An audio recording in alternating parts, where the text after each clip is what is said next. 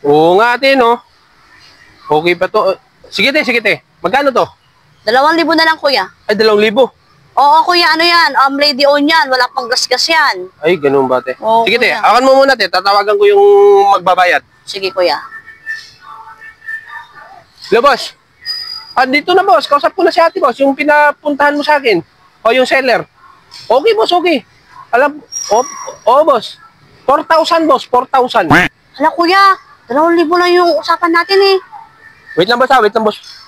Te, huwag ka makialam, te. Negosyo yan sa'yo, di ba? Oo, kuya. O, negosyo din to sa akin. Huwag ka makialam, te. Ano, gusto mong bilhin ko yan o huwag na lang? Sige, kuya, kunin mo na.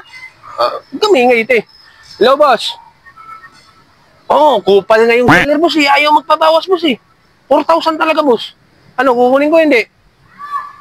Bayaran mo na, boss. Sige, boss, i-send mo na lang sa GCash, boss, no? Para mabayaran ko na si ate at maka-uwi na ako at maiuwi ko na yung cellphone. Dalhin ko din sa inyo. Sige, boss. Okay, boss, okay, boss. Sige, boss, antayin ko ngayon, boss, yung GCash, boss. Bye-bye, boss. Okay, boss. Hala, kuya, ang usapan natin 2,000.